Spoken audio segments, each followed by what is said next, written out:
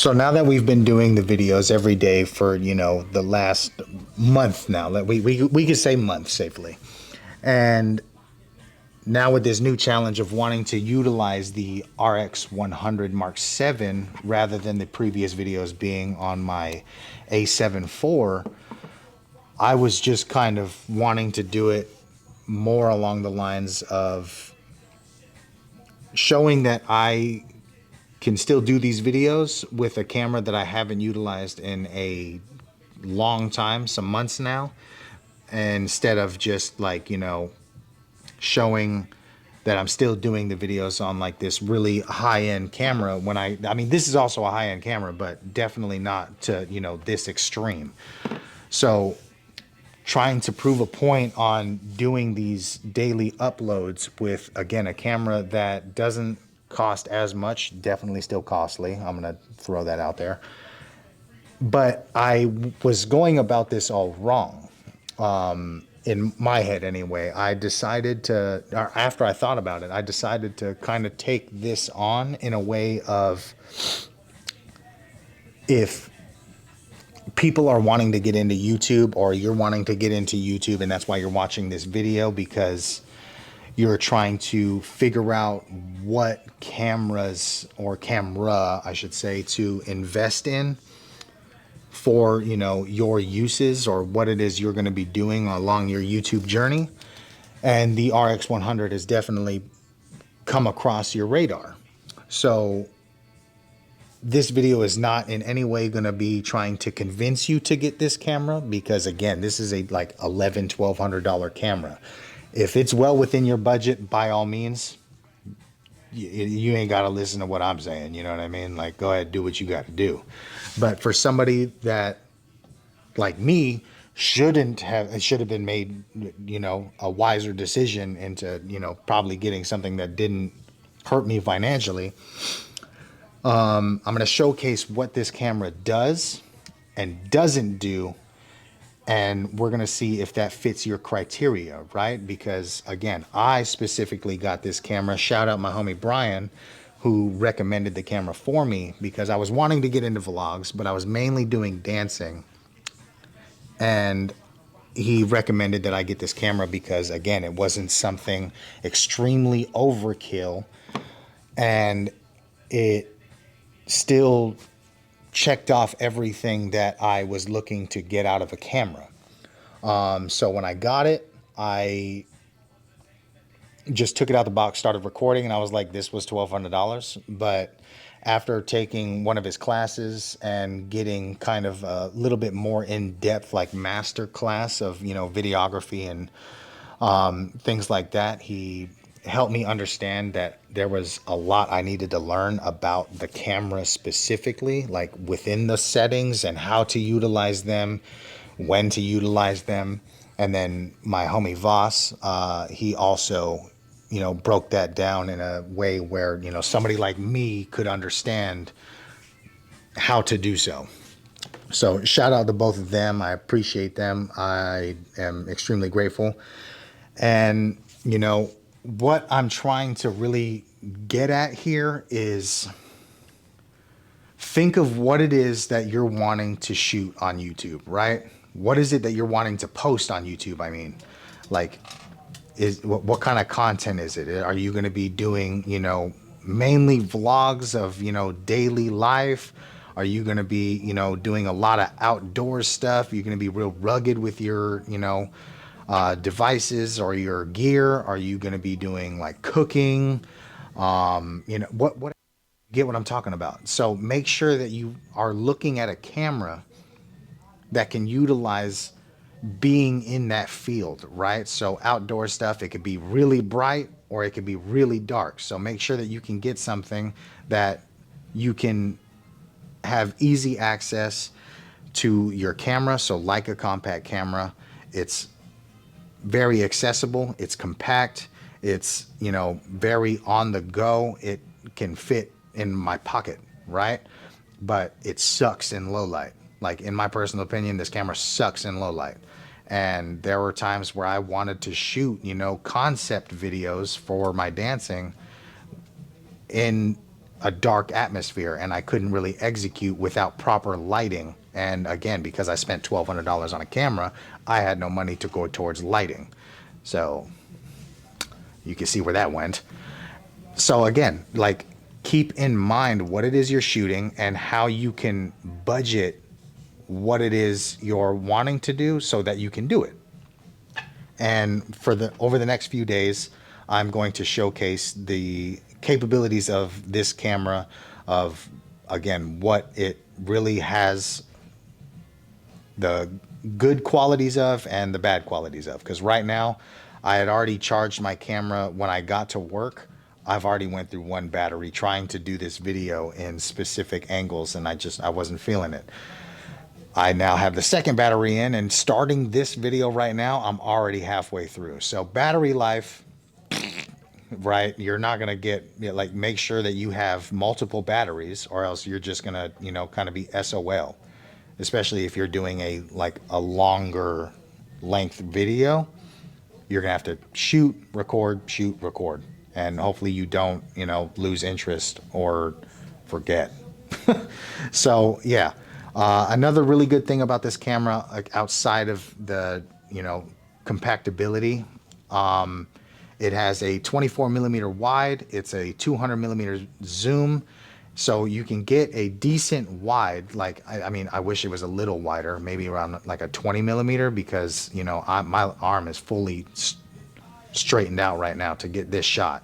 And, you can see right now, it's a little tight, good for vlogging. But if you want that, wide establishing shot, yeah, this is going to have to, like, go on like a stick, like a monopod or something, so you can hold it out. Because just being handheld right now, this definitely is not wide enough for that. I am also shooting this in 4K 60 frames, so that is also killing the battery right now. Again, be mindful of those settings. The higher your frame rate and resolution, the faster your battery is going to die, and the larger your memory. If you didn't know that, hopefully now you do. So again, think of how the formats you're going to be shooting in. Think of the settings you're going to be shooting in. What you're going to be doing in that shot. This has a high capability of high frame rate for slow motion, so you can get slow-mo clips. But again, that's going to destroy and eat your battery. And you can only do in small, short segments, like seconds, right? Has really good autofocus, okay? The in-body stabilization it's really good. It's not crazy good, but it's not bad. It's not bad. It'll do. And then there's the, hidden viewfinder, hidden flash. So like if you're out and about and you're recording and then you want to get a quick snapshot of, something that piqued your interest, boom. You're able to do both of these with the same camera you're holding rather than swapping to your phone or your other camera. So again, these are all things that you have to think of in order to execute your videos properly, right? So make sure you're budgeting properly. Make sure that you're looking to invest in the equipment that's best suited for the content you're making. All right. Now I'm going to quickly get back to work, and then I'll see you guys here in the next clip. So this is a low light situation, right? I got the ISO cranked up to about 10,000 and shutter speeds 1/80, I believe. And this is manual because auto just looks even worse. So yeah. And of course I didn't bring my light to, help with these specific kind of situations. So I guess, like right now it doesn't look too bad. I don't look as sharp compared to, being in a good amount of light. But again, this is a more pick and choose kind of deal, right? So if this is something that if you drop $1,200 and no light, are you satisfied with this look right here? Like I can mount this on the little mount I have and, start to drive home. But this look right here, is this something that you're okay with? And then for better reference, I am now outside the car, ISO 10,000. or not 10,000, I'm sorry, I just lowered it from 10,000 to 5,000. And this is much better, right? I definitely have this light right here above me helping out, but in a much darker area compared to right here. Okay, just kind of grasp this. I can see that like it's kind of struggling with the eye autofocus, the eye focus, and it's like really trying to concentrate on my whole head here. All right, so right now the camera is hooked up to my small rig that I have clamped onto like the little dash area over here, but we're gonna drive out of this light, and once I get onto the, you know, the highway, and we're gonna see how this does with less light. Again, I do have like this $30-40 tiny external light that can get on, like attached to the hot shoe mount on the small rig. But again, that's an extra $30-40 that you may or may not have had dumping into this camera. So already the difference is night and day, like literally night and day. The low light quality, or the low light capabilities, are very low with this camera. Like, I'm not like, until we get to like a traffic light, or in this specific case, I'm now behind a car with their brake lights on, I was non-existent. Ah! This is with my cell phone flashlight. So this is 1200 ISO, or well, 12,800 if you want to get specific. Again, with my amateur level of experience, I'm not too sure if adjusting the shutter speed would, you know, help much, but yeah, this is what I've dealt with using this camera in very low light, dark environments. Definitely not satisfying. I apologize if it's really loud due to me being on the highway, but you know, again, if you're going to be doing a lot of stuff in the dark, I would recommend, like, if you have the budget for this camera, make sure you have the budget for good lights. And if you don't have the budget for this camera, get a different camera and invest in lights. And here I am now, same ISO, same shutter speed, but I got the, you know, little light in the car on, and I don't feel like driving like this is very practical, you know. And then if you're somebody that's starting out and you're getting comfortable, or you're not yet comfortable with talking to the cameras, and you know, you got that subconscious of like not feeling comfortable doing it, and people are watching you or can potentially see you, I mean, this is a good way to, you know, exercise and get more comfortable with that. But having this light on and then having the camera set up like right in front of your windshield, definitely gonna draw you some attention. So, you know, these are also things that you want to be mindful of. All right. So currently in this situation, I know that's a kind of a dramatic change. I have been craving some fried rice, and so now I'm gonna make some. I prefer my protein choice is chicken, but I don't have any at the moment, and now I'm making a mess.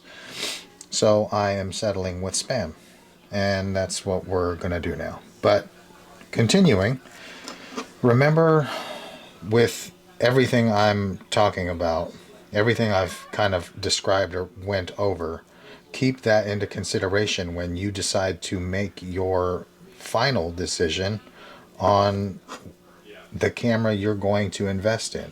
So be sure that, again, it fits and checks off all the criteria for the content you're wanting to create. So again, with what I'm doing in the next several days, you can keep up and see if this camera, the RX100 Mark 7, will fit your needs if you can afford it. And when I mean afford it, right? I'm not sitting here saying, you're broke, I'm broke. It's just it's $1,000, $1,200 is $1,200. Like, that's a lot of money. I don't care who you are. That's nothing to sneeze at. So if you can honestly hear and look at that price tag and say, I can get that. That's good enough. Then by all means, go for it. You know what I'm saying? Do your thing. Do what you got to do. I'm more speaking along the lines of the person that is thinking they need this camera, but is going to, put them in a financial bind because it's a $1,200 camera. You don't need to do that. You can get a camera that's nearly just as good for a substantial less amount of money, and either save that or, use that same money, the leftover money, to buy and invest in, again, better equipment like lights, microphones, tripods, all the other kind of necessities to go about making content. So keep that into consideration. I'm going to continue this whole cooking process. And again, for the next few days, I'm going to be recording with the RX 100 Mark 7, so you can get a more full, in-depth idea of what's going to happen, or what can happen with this camera.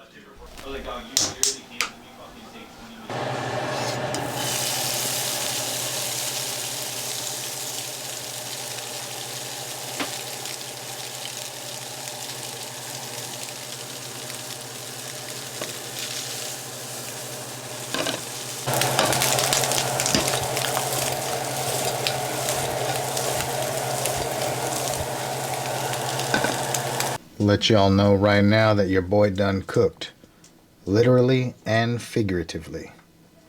All right, so now we're back in the room. We got a little bit better lighting, and I mean, even with it being dark in here, like, does this quality work for you, right? Ask me some questions, that I can, apply. Like, ask me some questions that you're wanting to know about specifically with the RX100, so that I can, go over them in the next coming days with the camera in hand to help you figure out if this is the best choice for you or not. Again, I'm not trying to make the decision for you or persuade you to get this camera or to not get this camera. I'm just presenting the information and my own personal experience with this camera to see if it helps best fit your needs, or if you can decide to go elsewhere. Whether you decide to get it or not is entirely up to you. All right? So I'm gonna smash this. Bow, you know what I'm talking about? About to get my Goku on. And if you guys haven't already, please make sure to like, subscribe, leave a comment. And for any new viewers, I appreciate you tapping in today. For returning viewers, I am extremely grateful that you keep showing up. It means so much to me. And, I welcome you all to, be a part of this journey with me. And, the fact that I keep seeing you guys showing up and showing love means the world to me. So, again, my name is Demon. This is Demon's Domain, and I'm going to catch y'all tomorrow.